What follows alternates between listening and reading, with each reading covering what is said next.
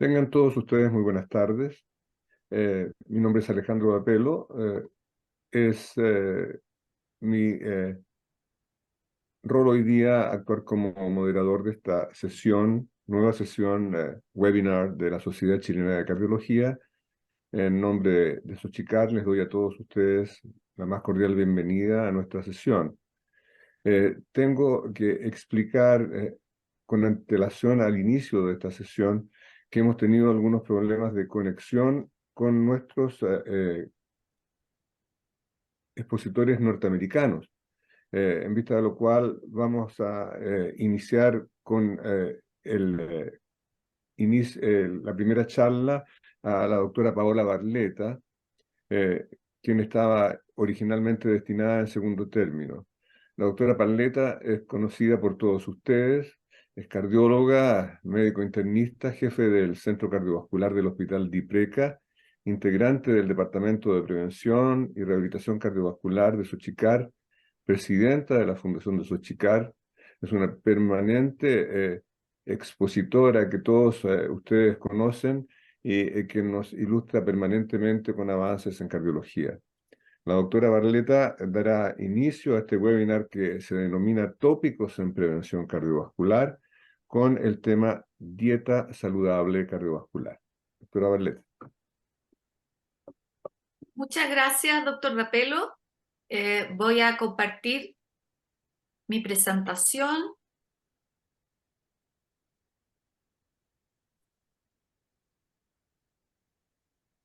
¿Se ve bien?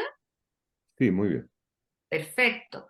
Bueno, primero que nada quiero dar las gracias al capítulo chileno del ACC por esta webinar, ¿cierto? Y también darle las gracias al Comité de Educación Continua y darle las gracias al Departamento de Prevención de la Sochicar, de la cual soy parte, al doctor Valderrama por haberme invitado a participar en esta webinar. Es importante realmente hablar de lo cardiometabólico y de un tema que es la dieta saludable, y quiero aclarar que no soy nutriólogo, pero mi dedicación siempre en la cardiología preventiva me ha hecho tener tratar de educar un poco al respecto y darle una visión al cardiólogo o al interesado en la cardiología. Y por supuesto, aparte de Sochicar y el capítulo de North Carolina, también pongo la fundación porque el tema de dieta involucra mucho prevención primaria, y en ese sentido nuestro rol como comunicadores en el rol que cumple la Fundación Sochicar. En esta diapositiva ustedes pueden ver mis potenciales conflictos de interés, de conferencista o de haber tenido estudios clínicos. Sin embargo, yo no voy a referirme para nada para fármacos, por lo tanto, para dar esta ponencia no tengo conflictos de interés. Pues bien, el concepto de dieta saludable es todo un desafío, doctor Rapelo, es todo un desafío, y usted puede ver ahí cómo en inglés, ¿cierto? Lo encontré súper entretenido eso. Usted le entrega material a unos niños, como cubitos o barritas de madera, y una manzana, para que hagan ellos y creen una torre, y la crean distintamente, y se ve eso. Y eso basta, ¿cierto?, que uno vaya uniendo cabos y teniendo paciencia. Por lo tanto, la dieta, para mi punto de vista, es un desafío lograrla, desafío incluso cuando uno se pone a dieta, ¿cierto? Es un desafío cuantificarla como médico o como miembro del equipo de salud, porque usted tiene que preguntar por muchos componentes, como vamos a ver, y no es tan sencillo como decir, voy a evaluar la presión arterial y yo le pregunto al interno, ¿cierto?, cómo está la presión arterial del paciente, que puede haber sido tomada en box o un mapeo, y puedo saber si está normal, está alta, está óptima. Y en cambio aquí hay muchas variables. Y por último, también ha sido un desafío medir su impacto en estudios clínicos. Y vamos a ver por qué. Entonces, ¿qué entendemos por dieta saludable? Y vamos a partir desde la mirada de Norteamérica, Estados Unidos, con la American Heart Association, con la definición de los conceptos de los 7 factores ideales, que este concepto lo promocionó el doctor Donald Lloyd-Jones el año 2010 en esta publicación, en la cual se establece el concepto de salud cardiovascular ideal para la comunidad, ¿ya? Y se establecen 7 condiciones de salud cardiovascular ideal que vamos a ver. Este concepto engloba, por ejemplo, cosas tan obvias como tener un índice de masa corporal menor de 25 kilogramos por metro cuadrado, una presión arterial catalogada de óptima de menos de 120/80, un colesterol menos de 200 miligramos, no fumar, practicar un ejercicio en condiciones de por lo menos 150 minutos a la semana moderado o 75 o más de intenso a la semana, y una glicemia bajo 100, ¿ya? Son lo que habitualmente consideramos. Pero al séptimo fue incorporada la dieta, y la dieta saludable. Y en ese sentido, la dieta saludable tenía 5 puntos. Ya pensemos en el año 2010, en Estados Unidos, se establece que hay 5 puntos. Uno es el más usado siempre en los estudios, que es la ingesta de frutas y o vegetales con más de 4.5 tazas a la semana. Y esta definición fue bastante recurrida porque, de hecho, la primera publicación importante en 7 factores ideales, que fue hecha por una colega chilena, la doctora Barnes, y publicada en la Circulation, pero ya estaba pasando en Estados Unidos y era una corte norteamericana, fue solo analizando este de los 5 puntos. ¿Por qué? Porque si uno analizaba para atrás las cohortes, no estaban viendo si se consumía pescado, que en este caso uno de los 5 es pescado, más de 200 gramos por semana, o fibra, más de 3 porciones al día, estamos hablando 90 gramos al día, bebidas azucaradas limitadas de menos de 450 kilocalorías a la semana, y el sodio, el quinto punto, menos de 1500 miligramos al día. Entonces, volviendo al trabajo de la doctora Bams, he hecho una corte donde había bastante afroamericanos, se habían preguntado casi solamente por vegetales y frutas. Entonces era difícil y un desafío considerar estos 5 puntos. Esto es un recordatorio práctico para nosotros como médicos y para nuestro equipo de salud, ¿cierto? Porque ¿cómo vemos esto de las bebidas azucaradas?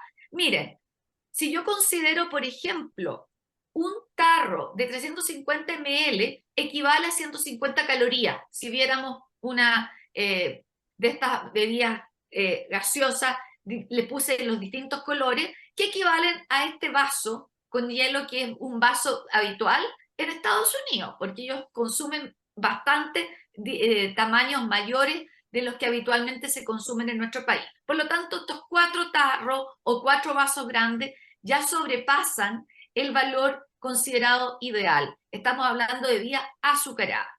Y en el otro lado vemos el sodio, ya menos de 1500 miligramos al día, y en este sentido práctico traduce menos de una cucharadita de sal. El problema de la cucharadita de sal es que no siempre todo viene con la sal que vamos a incorporar, porque la sal también puede venir incorporada ya en el pan, en el enlatado que podemos estar consumiendo, y recordemos que hay lugares donde se consume más sal y vienen algunos productos incluso helados o vienen jugos con sal, cosa que en este momento, gracias al etiquetado nacional, se ha ido limitando.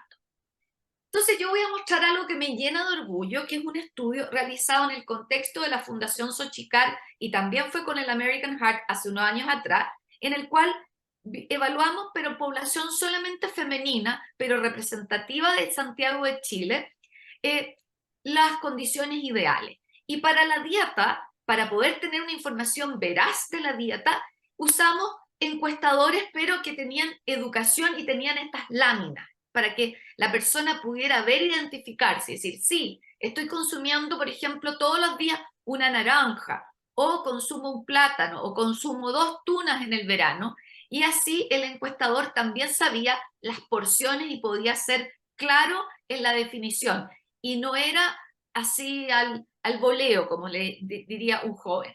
Lo mismo estaba en cereales, en pescado, etc. O sea, usábamos de este tipo de certificación para hacerlo más claro.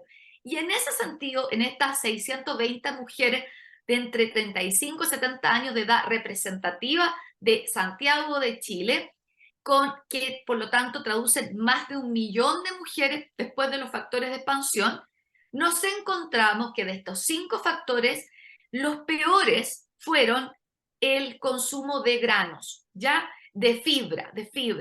Y en ese sentido encontramos que tan solo un 2% tenía el requerimiento óptimo, en cambio sobre un 80% estaba en debe, estaba mal.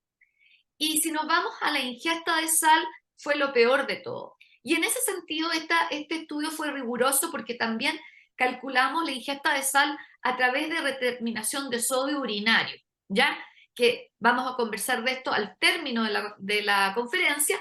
Por lo tanto, nos encontramos que nadie tenía el sodio adecuado y un 78% estaba en debe, estaba realmente mal en el consumo de sodio en nuestro país, en este caso mujeres. Y por supuesto también encontramos un 42% de óptimo en vegetal, perdón, un 14% óptimo en vegetales y fruta, un 15% en pescado y fíjense ustedes, un 55% que no estaba consumiendo bebidas azucaradas y un 35% que la estaba consumiendo.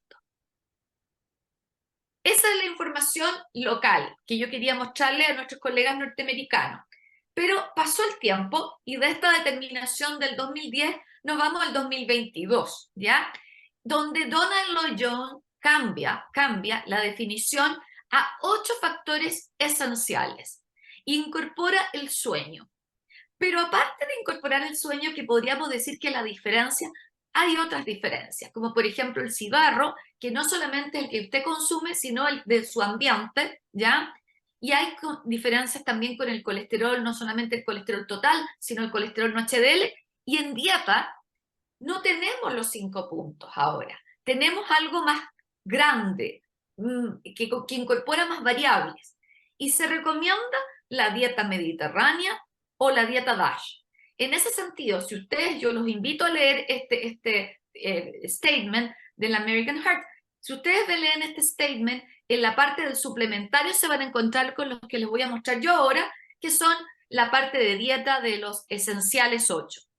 Y ahí nos encontramos que se habla de un consumo de aceite de oliva de 2 porciones al día o más, de vegetales verdes más de 7 porciones a la semana, otros vegetales más de 2 porciones al día, bayas, que son todos los berries, que son más de 2 porciones o 2 porciones a la semana, porque tienen muchos beneficios de antioxidantes, otras frutas, 1 porción al día, pescado, 1 porción a la semana, siendo que en general los europeos consideran un poquito más, legumbres 3 porciones a la semana o más, granos enteros 3 porciones al día que equivalen a los 90 gramos mencionados, y las nueces, más 4 porciones a la semana. Y yo destaqué aceite de oliva y nueces, ustedes van a ver después por qué lo hice. Y en ese sentido, los Life Essentials promueven algo, pero también dicen cautelosamente que no consumamos o consumamos poquitito de carne roja, 3 porciones a la semana o menos. Y por supuesto estamos siempre pensando quizá en Argentina, en un pedazo grande de carne, pero también lo peor de todo es la carne preparada en el sentido de hamburguesa, salchicha, por ejemplo. Pollo, a pesar de ser una carne blanca, con limitación de 5 porciones a la semana, queso, limitación de 4 porciones a la semana, mantequilla o crema, 5 porciones, y todo lo que es el área de dulces o pasteles, con limitación de 4 porciones. Este es el mensaje destinado principalmente a la población de Estados Unidos. Y ahí la comida rápida tiene un lugar. Y en este sentido, el American Heart dice que la comida rápida máxima puede ser una comida rápida a la semana. Por lo tanto, esa gente que vivía comiendo por su razón laboral o de económica, la pizza o, no sé, el hot dog en Estados Unidos todos los días, está muy lejano de una dieta saludable. Y el alcohol también se incorpora con 2 máximo o 2 menos, ¿cierto? Unidades de alcohol para el hombre diario y en la mujer un límite de 1. Pero pasemos al otro lado, al continente viejo, pasemos al Atlántico y nos vamos a ver qué recomienda la Sociedad Europea. Y la Sociedad Europea, en su última guía de prevención cardiovascular, nos pone que la dieta saludable es una piedra angular en la prevención cardiovascular. Y nos recomienda esto. Es mucho más grande la tabla, pero yo, por honor al tiempo, elegí lo que tenía clase 1, nivel de evidencia A. Y pone que nos recomienda, por supuesto, la Sociedad Europea, la dieta mediterránea o una dieta similar a la mediterránea para bajar el riesgo cardiovascular. Entonces vamos a ir a ver por qué lo pone si existe evidencia. Y para eso estoy mostrando el estudio con suplementación de aceite de oliva extra virgen o nueces, que es el conocido estudio Predimed. Este estudio, yo le digo a mis becados, fue publicado en el New England Journal of Medicine el año 2018. Pero esto tiene una historia, doctor Dapela, tiene una historia porque fue publicado en el 2013 antes y tuvo que ser reevaluado por errores en algunos centros con la información. Entonces se hizo un análisis de nuevo del Predimed y la publicación que es la correcta es la que está ahí del 2018. En estos más de 7.000 sujetos con riesgo cardiovascular alto, pero prevención primaria, porque eran sujetos que tenían carga de factores de riesgo, no eran pacientes que hubieran salido de un intensivo con un infarto, encontramos que se recomendaba la dieta mediterránea versus otra dieta estándar. Y la dieta mediterránea tenía el aceite de oliva, vamos a ver lo que recomendaba. 4 cucharaditas al día. Nueces o maní, pero más nueces, la verdad, perdón, más nueces, 3 porciones a la semana, frutas, por supuesto, más de 3 al día, vegetales, más de 2 al día, pescado. Este estudio nace en el seno de España, especialmente Barcelona, y ahí se recomienda el pescado, especialmente el pescado graso, 3 porciones a la semana, legumbres, 3 porciones a la semana, y aparece esto que achuré en rojo, que se llama el sofrito.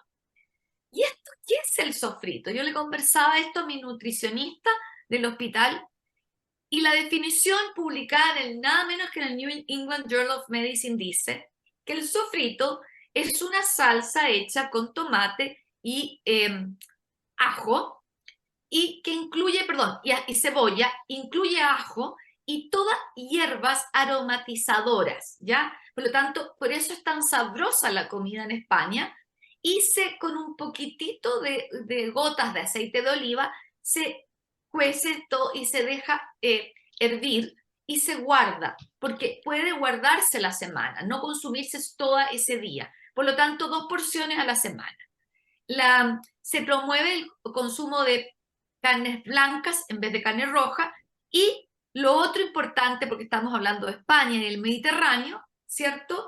Es el vino con las comidas, que son 7 vasos a la semana. Por supuesto, si son mujeres pueden ser un poco más si son varones, pero esto es importante, el concepto de opcional si la persona era un bebedor, o sea, si la persona era un español, ¿cierto?, que está acostumbrado a este hipertenso o dislipidémico a tomar, se le dice que tome su vasito, pero no si es que no estaba tomando, por ningún motivo decir, le recomiendo que tome el vino porque es solamente si estaba habituado. Y lo que en el estudio Predimed se desaconseja son las bebidas azucaradas, ¿cierto? Las sodas, todos los dulces, máximo 2 porciones a la semana, las grasas, ¿cierto? Y las carnes rojas o procesadas. Y al hablar procesada estamos hablando de lo que comentamos en Estados Unidos, la hamburguesa y la salchicha. Y veamos el resultado del Predimed y el estudio. La publicación principal del primary endpoint es infarto al miocardio, accidente vascular o muerte por causa cardiovascular, y nos encontramos que la dieta mediterránea versus la dieta control tuvo mejoría, tuvo mejor curso en el tiempo de menos eventos. Veamos la dieta que consistía principalmente en aceite de oliva, tuvo una reducción de 31%, una reducción de riesgo relativo, un hazard ratio de 0,69. Y la dieta con nueces, una reducción de un 28%, con un hazard ratio de 0,72. Y esto hace que entendamos por qué está colocado en la guía europea. Pero si nos vamos a otra población, y esto me pareció súper interesante, el estudio Cordio-Prep, que también fue realizado en población española, pero por el doctor Javier Delgado y publicado en el Lancet y presentado en el Congreso Europeo en Barcelona el año pasado.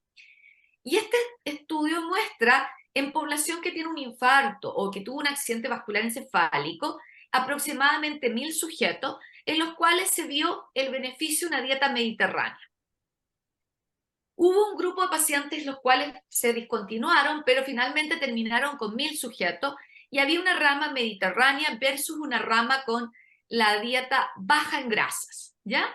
Y yo vuelvo a colocar en un pedestal, ¿cierto?, el aceite de oliva y digo, la dieta mediterránea son aproximadamente 4 cucharitas de este aceite de oliva extra virgen versus un aceite de maravilla en la dieta baja en grasas. Solamente destacar de esta diapositiva el concepto de frutas y vegetales, que estoy hablando en este caso de frutas y vegetales que son cocidos, ya crudos. Se incorpora en la dieta mediterránea. Puede ser cocido, pero tiene que haber en la dieta mediterránea fruta y verdura cruda. Otra cosa, además, en la dieta mediterránea están las nueces que vuelven a aparecer, ¿ya?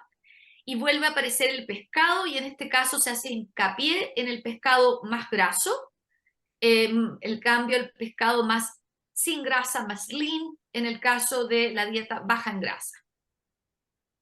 También se incorpora el huevo y vuelvo a destacar el vino como una posibilidad de opción de consumo si el paciente era un bebedor, porque eso también significa un estilo de vida del sujeto, si ha tenido un infarto, volver a su vida cotidiana y lo que le significa algo social. Un vaso de vino o de bebida en general, pero aquí se recomienda el vino para la mujer y 2 vasos en el caso máximo para el hombre. Y vuelve a aparecer el sofrito que ya les habíamos explicado en este estudio también con el ajo. El vino y el sofrito, lo cual hace caracterizar la dieta española y por algo es tan rica. Y esta es la gráfica resumen presentada el año pasado en el Congreso Europeo, donde está lo mencionado, y yo solamente estoy haciendo hincapié de la diferencia, ¿cierto?, con Estados Unidos, en la cual se está restringiendo claramente la carne roja y los productos de carne procesado y el consumo de cremas o de margarinas, ¿ya? Y se hace hincapié, por lo tanto, en esta gráfica también a el sofrito que yo les comenté, y que tiene algo importante, que le da un sabor y un sazón a la comida que la hace grata para el paciente, en este caso coronario. Y el resultado es este. El resultado fue significativo a favor de la dieta mediterránea versus la dieta que era una dieta per se saludable, pero comparador era de grasa baja. Por lo tanto, siendo las 2 dietas saludables, le fue mejor a la dieta mediterránea con una reducción significativa de un 26%. Y finalmente, para terminar el concepto de dieta mediterránea, quiero mostrarles un trabajo que es un análisis de la cohorte del estudio Stability. El estudio Stability fue un estudio hecho con Daraplavit, que realmente no tuvo beneficio ese estudio. Ese fue un estudio hecho para ir en contra de la LLP-PLA2 y en que Chile participó, mi hospital participó y lamentablemente no fue beneficioso en esa línea. Pero se hacía un cuestionario a nuestros pacientes y se utilizó esta información y ustedes pueden ver ahí los países que participaron en este estudio Stability. Y así podemos ver cuál es la realidad del consumo, ¿cierto?, de dieta mediterránea. Curiosamente, donde más dieta mediterránea se encontró, según el cuestionario, fue en Australia, en India y en Noruega. Pero por supuesto que en España y en Portugal, en Italia, había un consumo que era importante, que era entre un 20 y un 30%. En cambio, fíjense ustedes que Argentina tuvo un consumo de América, fue el que menos consumo de tipo mediterráneo tuvo. Vemos Estados Unidos achurado y vemos Chile achurado, que tiene un consumo de mediterránea, en estos casos de pacientes, eran pacientes coronarios entre un 10 y un 20%.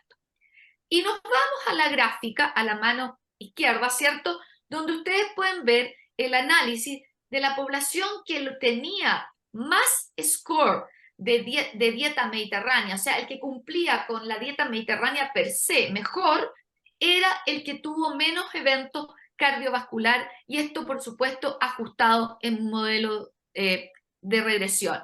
Y vemos que como endpoint principal, MACE, muerte cardiovascular, infarto no fatal y accidente vascular, le fue bien al grupo que consumía la dieta.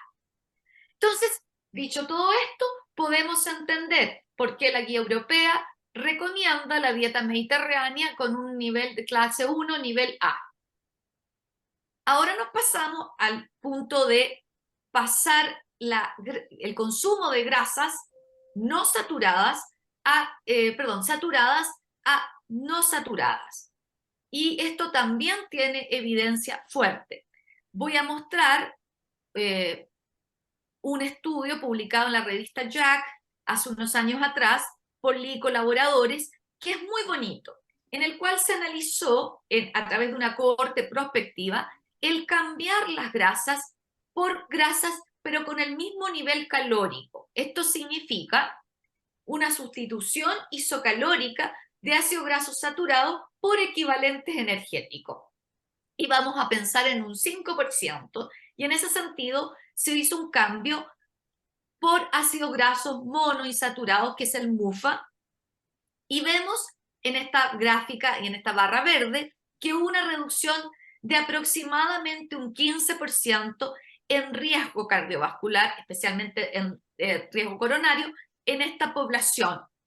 Y a su vez, cuando se cambiaba por ácidos grasos poliinsaturados, la barra amarilla, vemos incluso mayor reducción, de un 25%.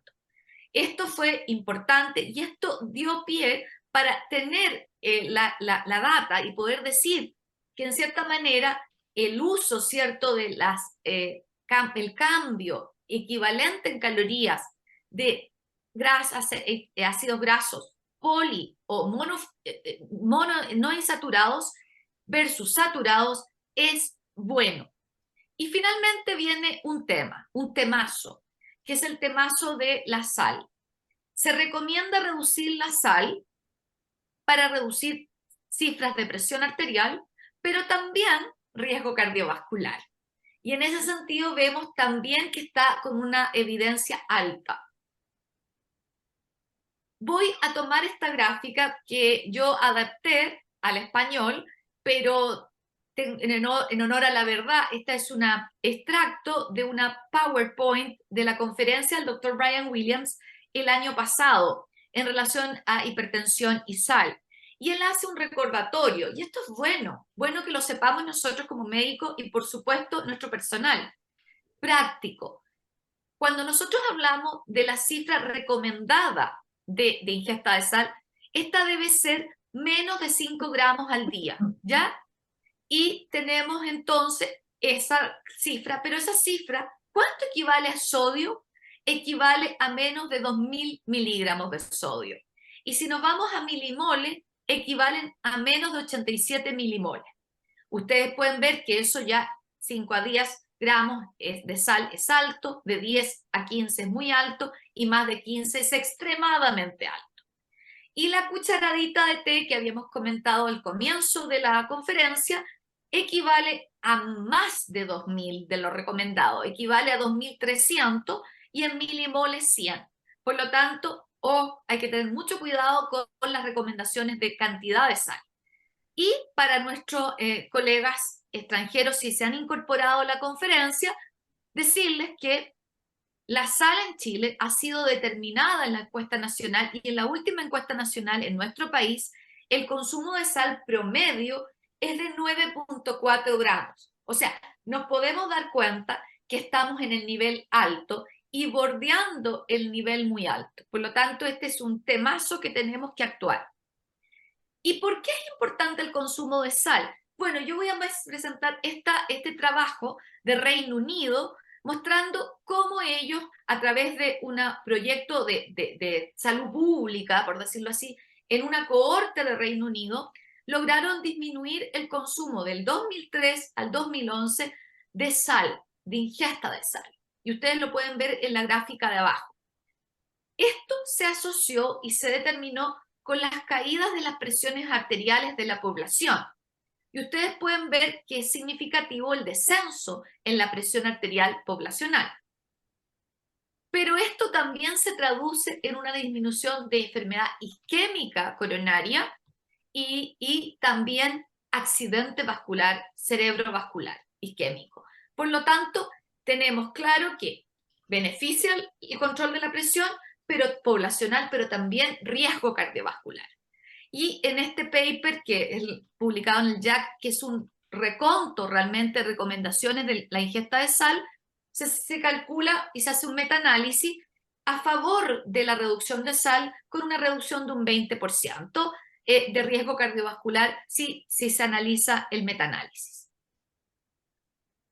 Por lo tanto, podríamos decir que sí, el concepto de dieta saludable es todo un tema y es todo un desafío, ¿ya? Y es un desafío porque puede lograrse. O sea, ya sabemos que se puede lograr y se logra en algunas poblaciones, como por ejemplo esta recién vista de Reino Unido. Pero eso se logra con políticas públicas y con directrices claras sobre los alimentos. Yo me di cuenta que en España, por sobre otros países de Europa, existe mucha claridad en el tipo de alimentación que quiere el español, cómo hacerle la vida grata, sin embargo también la vida saludable y siendo práctico en las definiciones de lo que deben comer. También existen tales definiciones en alcohol y la podemos comentar después. Ha habido avances en los últimos años en estudios clínicos, los que le he mostrado, y que cuesta mucho hacer estudios clínicos con dieta, igual que con ejercicio. Esto no es como tómese la pastillita y la otra va a ser placebo, y veamos cómo le fue en 3 años, 5 años. Esto es mucho más difícil, el hábito de dieta y evaluar esto en un estudio clínico. Y finalmente, y esta instancia de esta webinar, hay que educar a médicos y profesionales de la salud sobre conceptos básicos en dieta saludable para que nosotros podamos ser un comunicador y ayudemos en este mensaje. Finalmente, quiero dar muchas gracias por esta posibilidad de estar acá y decirles que esto es prevención primaria. Lo que hace Sociedad Chilena de Cardiología con la Fundación Xochicar, hablando, ¿cierto?, a la comunidad y educándola. Vemos leyendo una revista con mensajería, becados ahí, educando y con eslogans sobre la dieta. Y por supuesto también prevención secundaria, en este caso en mi hospital, con el equipo que cumple un rol de prevención y rehabilitación, kinesióloga, nutricionista, enfermera. Es importante la educación y el incentivar dieta y ejercicio. Muchas gracias. Y ahí pueden ver mi mail si quieren hacerme alguna pregunta y mandarme algún mensaje. Y voy a dejar de compartir la pantalla.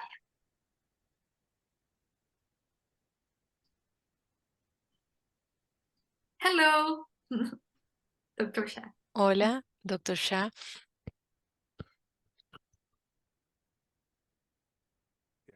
Muchas gracias, doctora Barleta, por su extraordinaria exposición. A nadie le cabe la menor duda de la importancia del tema que usted ha expuesto hoy día. En razón de que estamos un poquito atrasados, vamos a dejar una sesión de preguntas conjuntas al final. Aprovecho en este minuto de saludar a los recién llegados, nuestros socios de Estados Unidos, el doctor Shah, el doctor Downley y el doctor Alegría.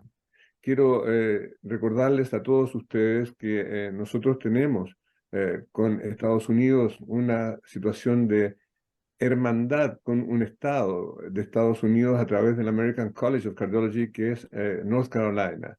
Los expositores de hoy día, sin lugar a duda, son parte de este convenio y hemos tenido muchas sesiones conjuntas. Estamos programados para seguir haciéndolo en el tiempo. Para seguir con nuestra sesión de hoy día, me es muy grato presentar al doctor Nishan Shah, quien es profesor asistente de cardiología, director del asociado del programa de formación de medicina cardiovascular del Duke Heart Center en Estados Unidos. Siguiendo con el tema de prevención cardiovascular y tema cardiometabólico, el doctor Shah expondrá el tema Revolution in Cardiometabolic Management. Welcome, Dr. Shah.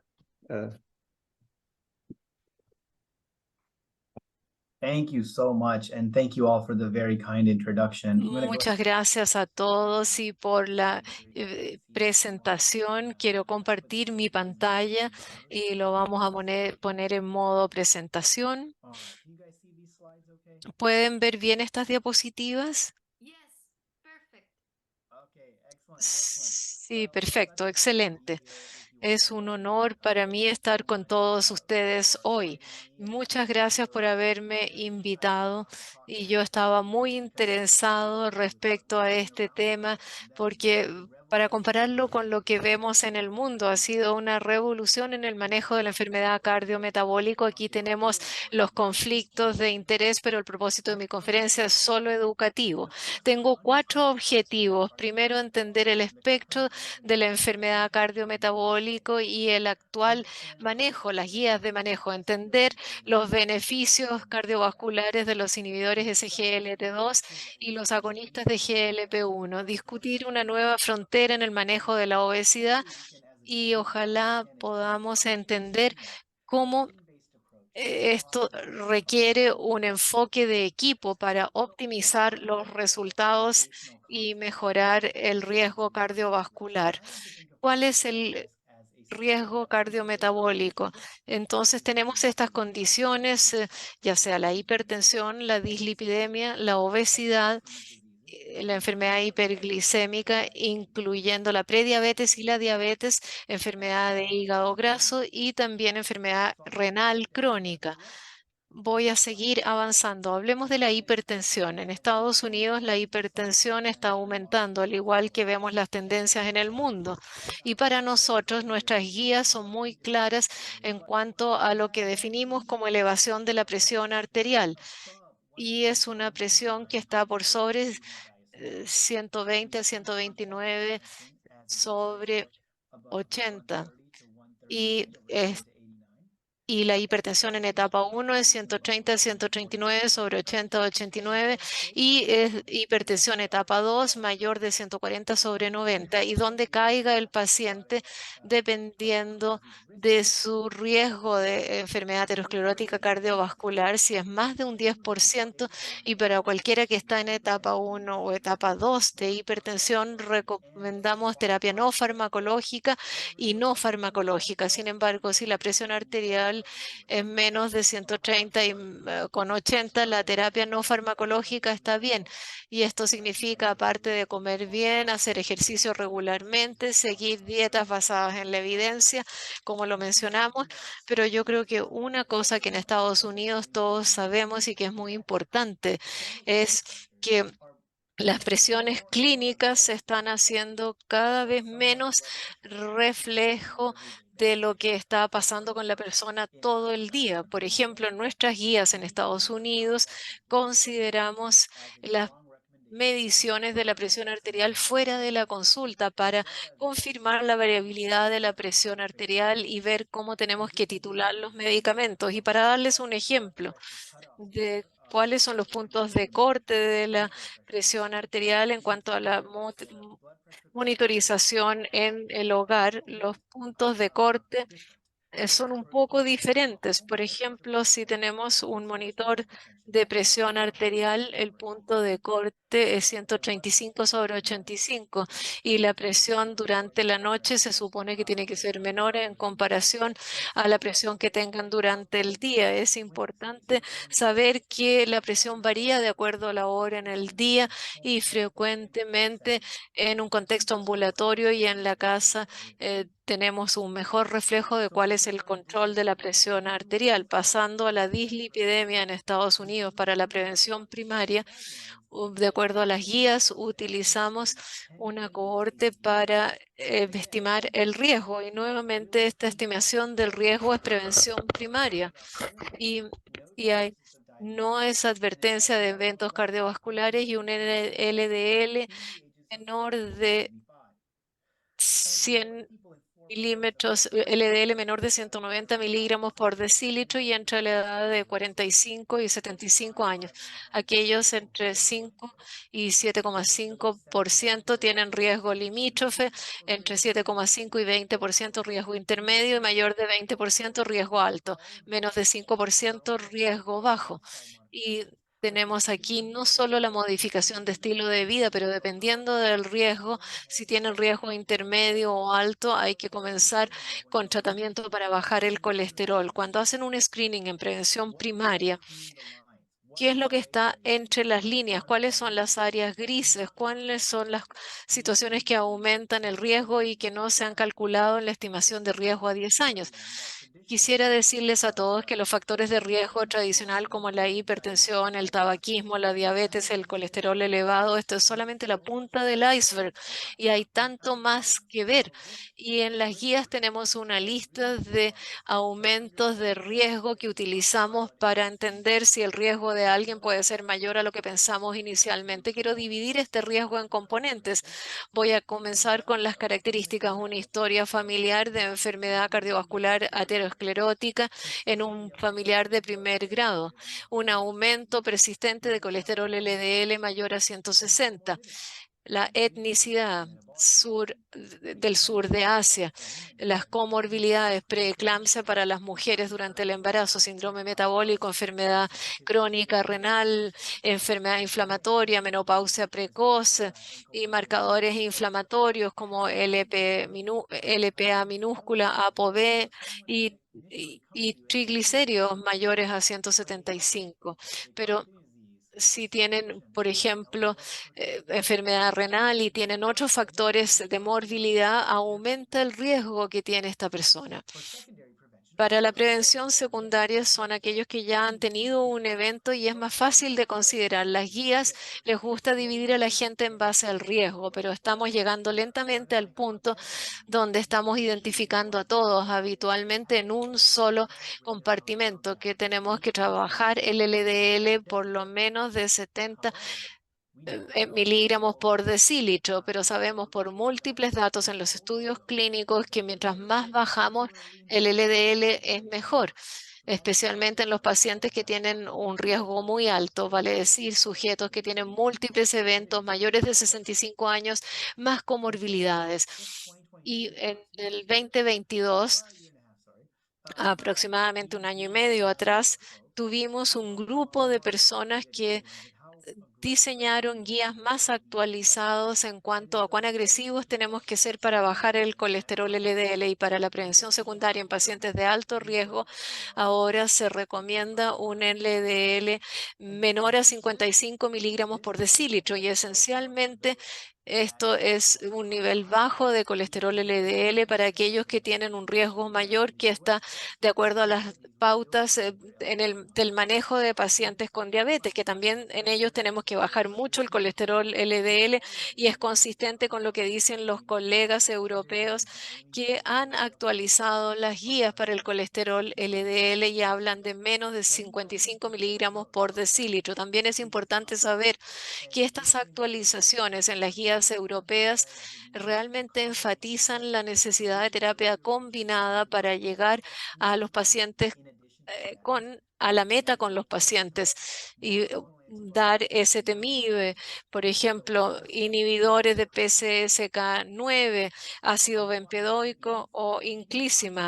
Y en la diabetes yo creo que esto implica un problema cardiovascular y este es un ejemplo de lo que estamos haciendo acá en Estados Unidos y vemos que la prevalencia de diabetes está aumentando y está produciendo comorbilidades en nuestros pacientes.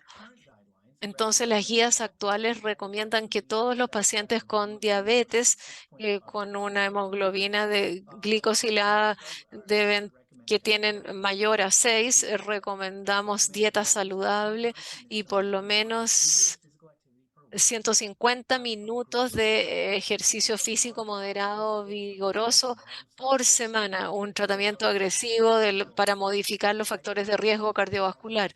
Y si son hipertensos, controlar la hipertensión y la consideración de metformina de entrada.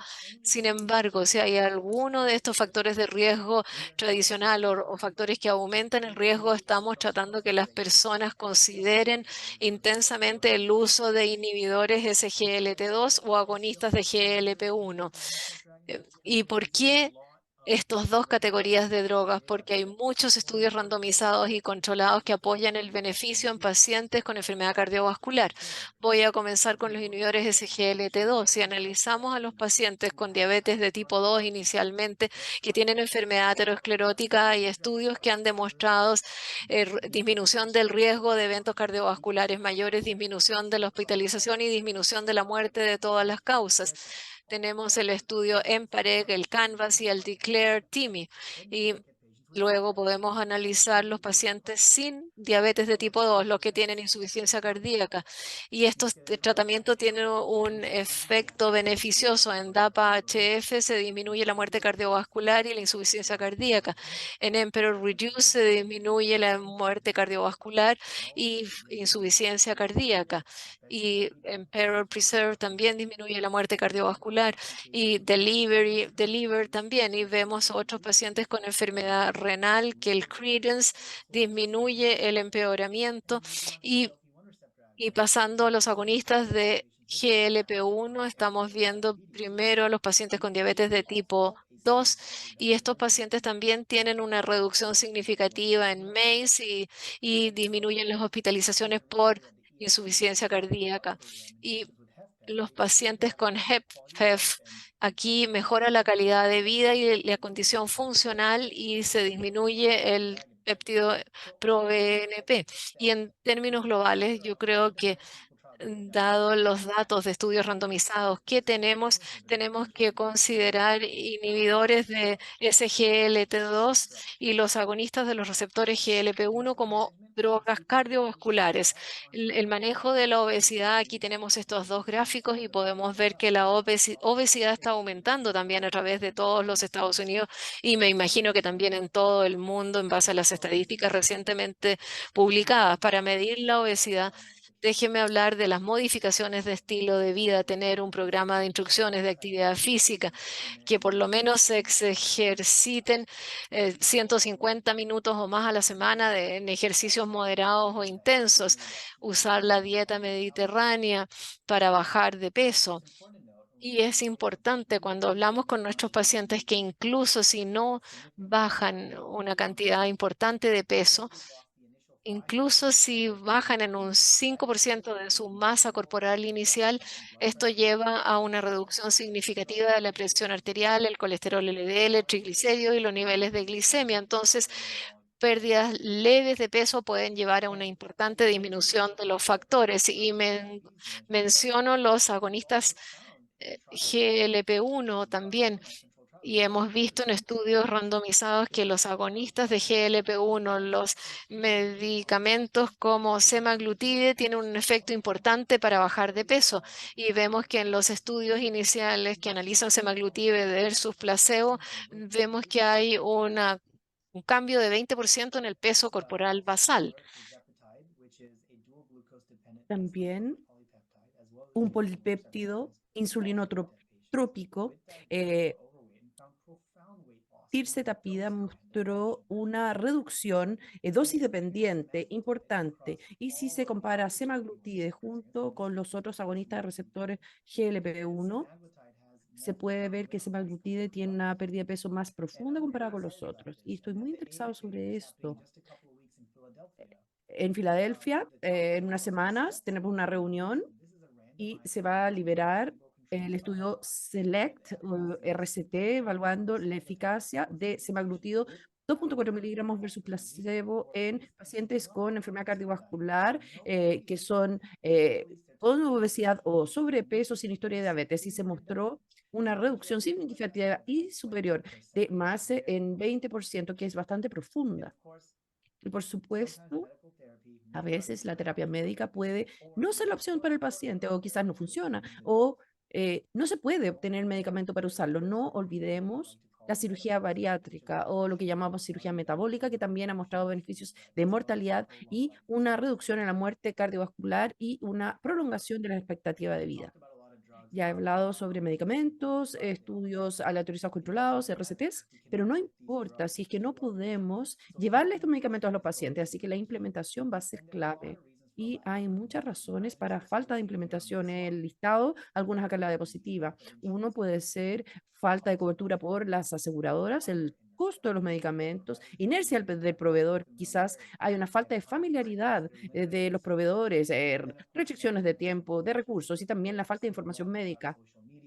Eh, las personas obtienen información de distintos lugares. Es muy posible que hay una mala información que tenga impacto en las decisiones para el uso de estas terapias basadas en evidencia. Así que como sociedad, help really educate and promote the para use of. educar y promover el uso de estos medicamentos basados en evidencia que realmente van a salvar vidas. And I want to just end with a Y note. quisiera terminar con una nota. Este es mi equipo en Duke. Toma un equipo. El paciente está en el centro del equipo, por supuesto, pero todos tenemos que trabajar juntos para realmente hacer esto bien. Esta es nuestra clínica cardiometabólica en Duke, que tiene varios proveedores en distintas especialidades, cardiólogos, endocrinólogos, hepatólogos, nefrólogos. Todos trabajamos juntos para ayudar a mejorar el riesgo cardiometabólico de los pacientes. En conclusión, la enfermedad cardiometabólica incluye un espectro de factores de riesgo cardiovascular. Varios abordajes basados en guías existen para modificar el riesgo cardiometabólico. Deberíamos tener umbrales más bajos de colesterol LDL en pacientes con alto riesgo cardiovascular, y hay que considerar inhibidores de SGLT2 y activadores de GLP-1 para el tratamiento. Muchas gracias por su invitación.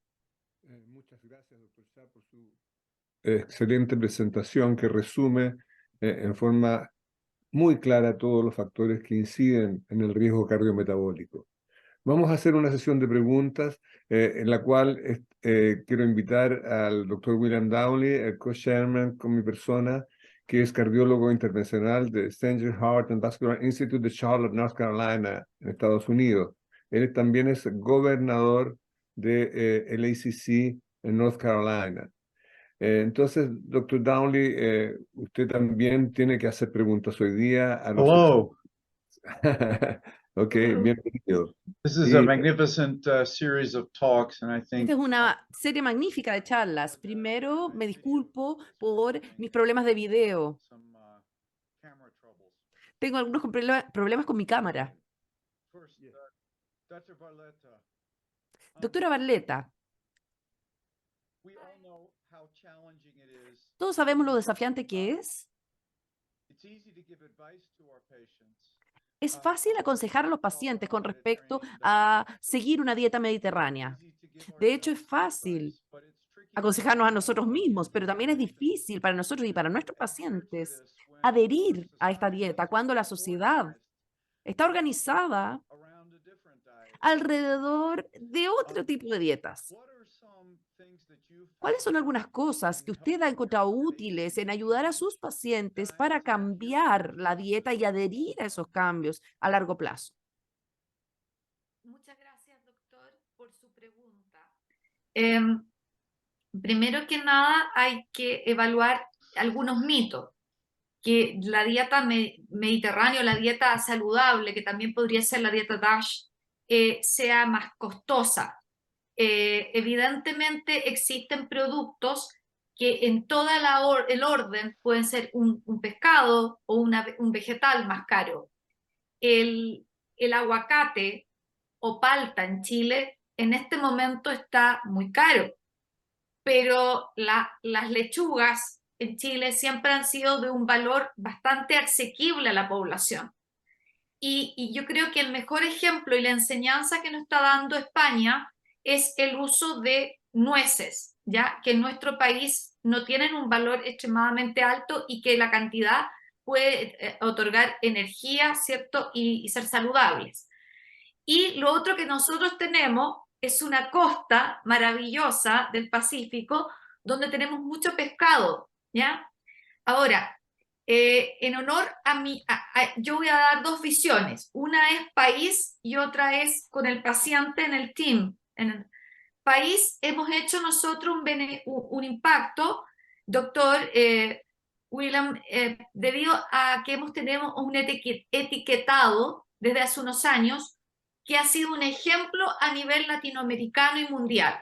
De tal manera que las personas tienen acceso cuando van a comprar de visualizar si realmente está muy alto en grasas o muy alto en sal o muy alto en otros alimentos que no sean saludables. Y eso ha motivado a la industria en productos que parecen ser saludables como yogurts o productos lácteos o helados, a tener que cambiar la composición y quitar cosas nefastas como es la sal. Primera cosa, esa es una política de salud pública. Y la otra es que también ha disminuido el contenido de sal de algo que es el pan. En Chile se consume mucho pan, no sé si en Estados Unidos tanto como en Chile. Y en relación a los pacientes, esta es una tarea de Heart Team o de Metabolic Team, ¿ya? Esto significa que usted tiene que tener, aparte su enfermera y una nutricionista, y los doctores tal vez no somos tan didácticos. Y en ese sentido es muy importante tener porciones y educar a los pacientes con porciones, y yo no le quito jamás al paciente un gusto. Si el paciente vive en un lugar donde quiere servirse un pescado frito, le digo que lo haga una vez cada 15 días. O si en la fiesta quiere comerse un alimento que sea más grasoso en una fiesta local, que lo haga, pero siempre una vez a la semana. Eso. Sin embargo, bueno, tienes toda la razón.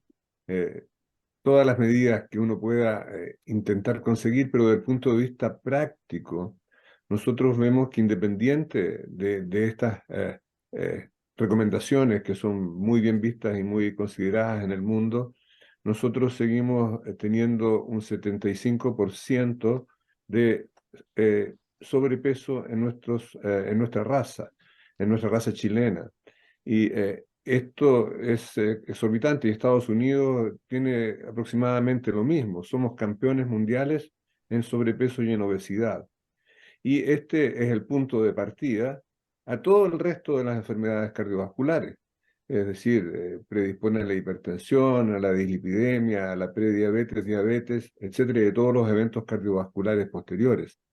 El tema es cómo hacer que la población realmente pueda obtener metas que sean realmente verdaderas, porque vemos que a través del tiempo esto no se está consiguiendo y aumenta la diabetes exponencialmente, tal como decía el doctor Shah, en el mundo y en Chile también, y en Latinoamérica más que en ninguna parte. Y bueno, no sé si es que hay alguna receta mágica que se te ocurra como para poder inventar alguna alternativa educacional que sea más masiva y que consiga más metas. En Chile la fruta es baratísima, pero la gente no la consume tanto. Tenemos una costa extraordinariamente grande, pero los pescados son caros y a la gente no les gusta. Es porque no se lo han inculcado educacionalmente. Bueno, no sé, ¿qué se te ocurre a ti? Yo creo que ahí tú lo has dicho, uno de los problemas que nosotros estamos viendo es con la educación en la parte escolar. Yo creo que el cambio tiene que ser ahí, y otra de las cosas que estamos teniendo es que hay menos está más sedentario el chileno, y quizá también ocurre en Estados Unidos. Entonces, eso se da por primero promocionar la actividad física en los colegios, ¿cierto? y el promover el uso, como nosotros cuando éramos pequeños, que no estábamos encerrados en un computador o jugando con chat, sino jugando con, corriendo o andando en bicicleta. Tú ves el incremento de la obesidad, Alejandro, y que sé que también es lo mismo en Estados Unidos, pero esto parte de la obesidad infantil. Entonces yo creo que ahí está el kit. Nosotros como país tenemos que cambiar el switch a nivel educacional en la población escolar y en la población más joven. Y eso quizá tenga que hacerse como política de salud pública. En Europa, en España, por ejemplo, en Francia o en Italia, primero se valora mucho más la educación física en el colegio y segundo, tú no ves tanto auto. La gente tiene que caminar y tiene que usar, ¿cierto?, su vía pública, su transporte público. Y yo creo que no todo es la alimentación, también está el sedentarismo y la obesidad. Por supuesto. Doctor Shah, usted mencionó en todas las guías terapéuticas, llámese de hipertensión, de dislipidemia, de prevención, siempre la primera recomendación en todas las guías es el control de estilo de vida, ¿no es cierto? Y ahora, desde su punto de vista, ¿cuánto de esa recomendación llega verdaderamente a los pacientes para evitar pasar a las etapas siguientes? ¿Cuánto es eficiente el control o la recomendación o la educación de estilo de vida desde su punto de vista, doctor Shah? That's a great question, and thank Excelente you. pregunta y muchas gracias por destacar este punto tan importante. Estoy totalmente de acuerdo con la discusión. Es una técnica muy eficiente, muy útil, no solamente para prevenir el inicio de los factores de riesgo cardiovascular, sino que también la enfermedad misma. La clave nuevamente es la prevención, es comenzar precozmente. La prevención primordial es lo que me gusta usar a mí, empezar en el colegio, como hemos escuchado, modelamiento de roles, cómo se come, eso se va a transferir a sus hijos. Así que tener un buen modelamiento de roles. Y desde el punto de vista del proveedor de la salud, yo soy un creyente de que la prevención es una de las intervenciones más útiles. Tomar decisiones en conjunto, tener conversaciones, discusiones sobre qué significa estar a dieta, porque muchas veces la gente está ocupada y es difícil entrar en detalles, pero tener un tiempo dedicado para discutir qué significa una dieta, qué significa ejercicio, cuáles son los objetivos. Yo he encontrado que en mi práctica esto ayuda a los pacientes a entender lo que tienen que hacer, así que decirles, en vez de decirles, haga ejercicio 3 veces a la semana, hay que decirles, hay que hacer ejercicio lunes, miércoles, viernes, por lo menos 45 minutos haciendo X, Y, Z actividad. Hay que hacer detalles, decir detalles, eso ayuda. Muchos pacientes han calculado sus macronutrientes que ingieren. Y no tiene que ser algo muy sofisticado, sino que entender los límites de carbohidratos, de grasas, de proteínas, y a veces eso puede ayudar a la gente a entender. Pero si perdemos esta enseñanza, este modelamiento de roles, yo creo que estamos despreciando una oportunidad importante porque las modificaciones del estilo de vida muchas veces se han mostrado incluso mejores que los medicamentos. Yo sí pienso que los medicamentos son importantes luego de un cierto punto, porque una vez que uno está en riesgo, uno está en la prevención primaria, donde los medicamentos pueden hacer una diferencia en la trayectoria general, pero creo que esto empieza con intervenciones precoces y conversaciones muy detalladas. Dr. Shah.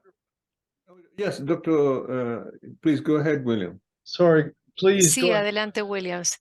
Sí, por favor, doctor Tapelo, adelante. Doctor Shah, Quería solamente preguntarle al doctor Shah.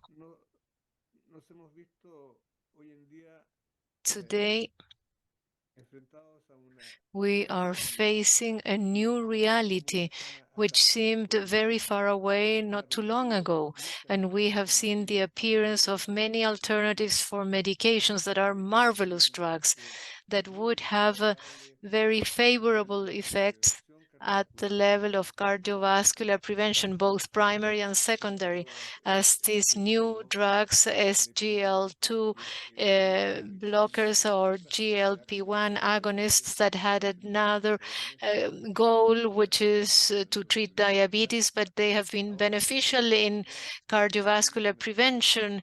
And we have seen a series of lipid-lowering drugs that decrease the cholesterol levels to unimaginable levels some years ago. Did you imagine that we are reaching goals below 55 of cholesterol LDL, which is being proposed by the guidelines? Do you think that we will reach a time in which the residual risk, independently of the measures of lifestyle modifications and therapeutic treatment with medications, could be reduced to a minimum, or there are things that we will never be able to manage? I'm sorry that I didn't understand. I don't think the translation went through. I apologize. Do you think, despite all this ¿Usted new piensa que a pesar de toda esta necesidad que tenemos para bajar el riesgo cardiovascular, vamos a poder ser capaces en el tiempo de decir el riesgo que queda después de todos estos tratamientos es realmente insignificante o muy bajo, o hay algo más que nunca vamos a poder corregir? Sí, tiene razón, es una muy buena pregunta. Y idealmente, en base a la literatura que tenemos, cuando optimizamos el riesgo de alguien, tratamos de ponerlos en estos grupos de menor riesgo, pasando de un riesgo que es alto a un riesgo que es bajo. Esto es muy posible, incluso en la prevención secundaria, que podemos hacerlo, pero solo hay un riesgo allí, especialmente cuando han tenido un evento. Hay un riesgo residual, nunca va a ser cero el riesgo. Y es por eso que la mejor intervención siempre es mejor antes de que suceda el evento. Y también estamos aprendiendo tanto respecto a nuevos marcadores de riesgo. Un buen ejemplo en la última década ha sido la lipoproteína A. Hay pacientes que son tratados con estatinas que están recibiendo buenos esquemas para la hipertensión y buen ejercicio y tienen entre 40 y 50 años y los lipoproteína A está siendo bien tratada. Entonces, la investigación tiene que seguir para continuar identificando marcadores de riesgo residual para seguir disminuyendo aún más el riesgo cardiometabólico. Yo creo que a pesar de que podemos bajar, el riesgo nunca va a desaparecer. Entonces, la mejor intervención es tratar de no llegar al punto en que uno termina teniendo un evento, primero que nada. Eso sería lo principal. Muchas gracias. Dr. Shah, wonderful talk. Sí, doctor Shah, excelente conferencia y muchas gracias por estar acá. Often, I think it's Frecuentemente, como usted planteó también, the SGLT2 inhibitors and los inhibidores SGLT2 y los agonistas GLP-1 pueden no sentirse como drogas cardiovasculares. Usted hizo un muy buen trabajo para convencernos de que esto no es así. well, am I gonna make Y frecuentemente uno dice, me voy a hacer que mi médico de atención primaria se enoje, dicen los pacientes. Pueden haber muchas motivaciones tras esas conversaciones, pero cuando tienen esas conversaciones con los becados y con los socios, con los colegas, ¿cómo los estimulan a sobrepasar esto?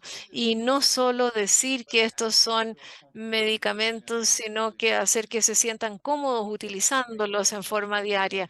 Excelente pregunta, porque es una revolución en las enfermedades cardiovasculares al utilizar medicamentos que históricamente se usaban en clínicas de endocrinología. Y yo creo que a medida que se familiarizan más con los estudios randomizados y se presentan en las reuniones y se implementan en las guías, hay más personas que se están familiarizando con ello, pero trato de enfatizar el mensaje que estas son nuestras drogas y que puede haber un paciente que a lo mejor nos viene a ver con un evento cardiovascular y quiere que nosotros le guiemos todo la reducción de riesgo cardiovascular y tenemos que pensar en ello si son diabéticos. Hay que ver qué más podemos hacer si tienen un espacio con la hemoglobina glicosilada y poder bajarla aún más. Y lo podemos controlar con dieta, pero no están respondiendo bien. Es nuestra oportunidad para darle un beneficio, para disminuir los riesgos cardiovasculares, los riesgos de enfermedad renal y diabetes. Y si uno piensa en estos medicamentos como Entresto, que las consideran como las estatinas o los inhibidores PSK9 o ezetimibe, estos son nuestros medicamentos y mientras más los usamos, más resonará y más se diseminará a la comunidad y se darán cuenta que son muy importantes. Y lo más importante incluso es mantener las relaciones que tenemos entre nosotros. Usted tiene razón.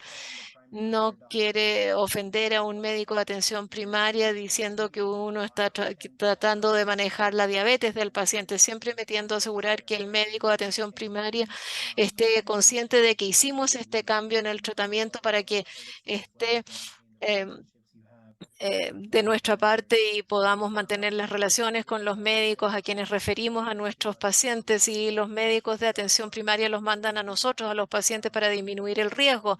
Y finalmente todos tratamos de ayudar a los pacientes. Eso es nuestra misión. Muchas gracias, doctor Shah. El micrófono. Ah, quiere decir algo Paola antes, perdón. Paola, sí. Quería preguntarle al doctor Shah sobre la lipoproteína A, porque la guía europea recomienda que se mida una vez en la vida a los pacientes la lipoproteína A. Y en ese sentido hay otros centros, no he escuchado tan claramente en Estados Unidos que sea esa la postura. Si usted tiene esa postura o usted selecciona un perfil de paciente para pedirle la lipoproteína A que tenga una historia familiar acorde. Y si usted tiene un límite de edad, si parte de los 21 para arriba y no de una edad más joven. Esa es la pregunta. Very good question. Muy buena pregunta. Me encantan las guías europeas. Yo creo que son muy buenas y todos deben medirse el nivel de lipoproteína una vez en la vida, lipoproteína A. En Estados Unidos estas guías no se han adoptado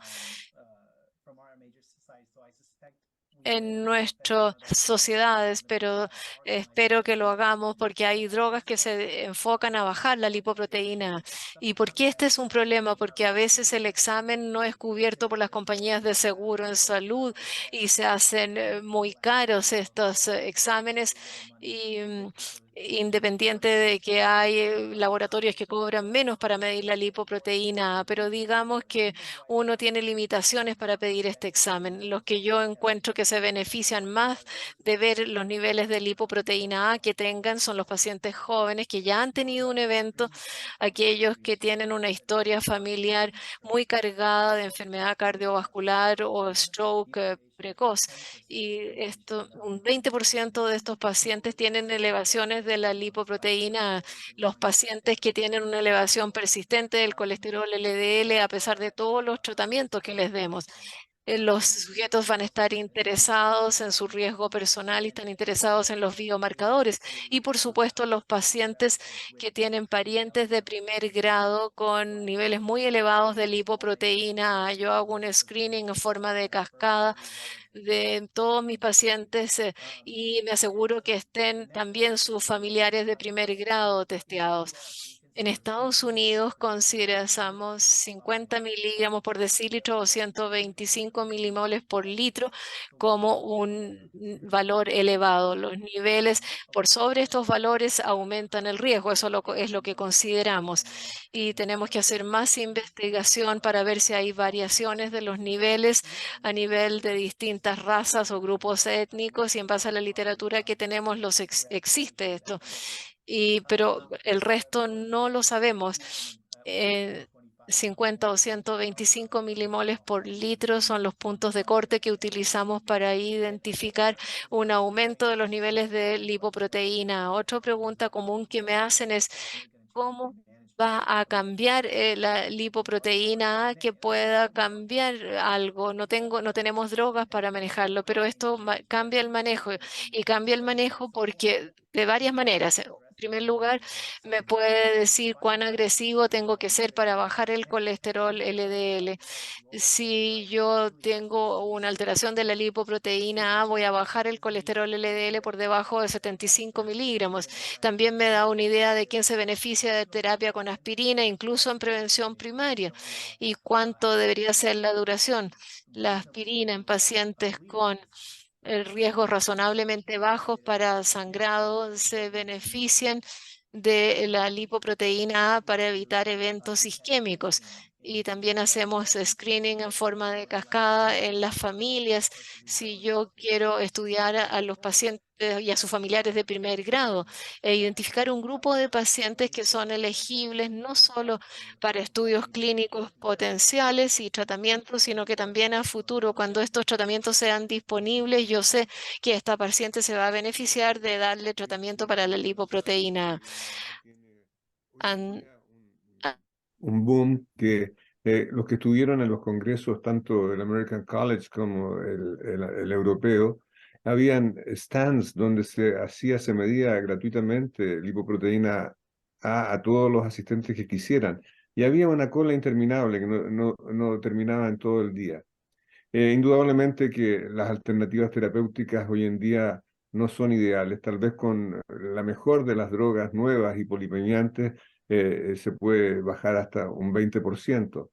Pero es un tema de tiempo, de los costos, y sin lugar a duda que de aquí a poco tiempo más seguramente va a ser un screening rutinario para todas las personas y no necesariamente seleccionar. Pero sí es muy interesante el análisis que hizo el doctor Shah en relación a los beneficios transversales que tiene indirectos el medir lipoproteína A para prevenir más intensamente en pacientes que pudieran tener un riesgo mayor y también a sus familiares. Doctora Alegría, ya que vi que participó, ¿usted quiere hacer algún comentario personal o alguna pregunta a los expositores? Hola, doctor Dapelo, y hola a todos. Hola, doctora Barleta. Hola. Eh, Hola, Billy. Hola, Nishat. Muchas gracias a todos por este webinar, que yo creo que es fundamental. De hecho, la nutrición, el estilo de vida y la intervención cardiometabólica debiera estar en el currículum número 1 de todos nosotros a todo nivel. Una pregunta a la doctora Barleta en relación a la dieta mediterránea. Y que el doctor Downey elaboró un poco en eso, es cómo, ¿no es cierto? Y que es el desafío, un poco la frustración que tenemos es con los pacientes en el cambio de la dieta. ¿Qué más podemos hacer en el mejoramiento de la dieta? Es una pregunta difícil, yo no tengo la respuesta, y el doctor Downey hizo esa pregunta ya, pero a lo mejor para el panel también, para el doctor Shah o para el doctor Dapelo, el doctor Downey, que discutamos en eso, cuáles son las herramientas útiles, qué funcionan, o si hay alguien en el chat que quisiera hacer comentarios. Bueno, Jorge, yo atiendo más pacientes en una clínica preventiva secundaria. Recibo pacientes operados de bypass, pacientes con posangioplastía o infarto. Entonces, llega más sensible el paciente, más preocupado, y la familia también más preocupado. Y al igual que el doctor, ya tengo un equipo. Entonces, creo que no es por decir, pero logro en general un cambio. Una de las cosas que uno debe evaluar es tratar de ponerse en el lugar del paciente y empatizar, ¿cierto? Entonces, explicar tanto lo del ejercicio y no ser dictatorial. Hay pacientes que pueden ir a las 36 sesiones o 24 y otros pueden hacer el ejercicio en su casa. Pero lo importante es promoverlo y no quedarse cero. Lo mismo pasa con el cigarro. Tratamos, por supuesto, que haya un abandono del cigarro, pero a veces si tú, en vez de estarte fumando 15 cigarros, terminas fumando 3, ya eso es un beneficio. En el lugar de la dieta, nosotros no tenemos tanto problema. Nos cuesta la baja de peso, pero el cambio de la alimentación no tanto. Y puede ser porque, primero, hay una ayuda familiar y segundo, como dijo Alejandro, la dieta mediterránea consiste en vegetales y frutas que en nuestro país es también. Lo que hay que desmitificar es el pescado. Hay pescados que no son tan caros en Chile, Alejandro, ¿cierto? Y lo otro es enseñar a evitar las carnes y los alimentos procesados. Y yo creo que ahí hay un desconocimiento de la gente por falta de educación, porque hay alimentos bastante saludables en Chile que los pacientes entienden, como no van a entender nuestros colegas, pero como es el charquicano, como puede ser una cazuela con una carne blanca, ¿cierto?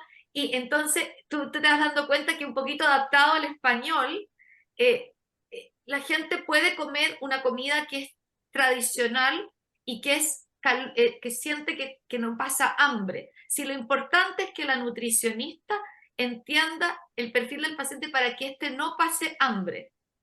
Y yo creo que ahí está. Ahora, si hablamos de política de salud pública con la gente común y corriente, ya eso es mucho más difícil. Nosotros hacemos educación en el mes del corazón y ahí tú te das cuenta que es difícil porque primero que nada también la mujer en Chile, doctores, está trabajando más. Entonces hay más comida rápida en algunos hogares. Pero esto no es el caso cuando tú tienes un paciente que ya tuvo un evento. Es mucho más fácil hacerlo entender y la comida mediterránea para el chileno es muy fácil de entender.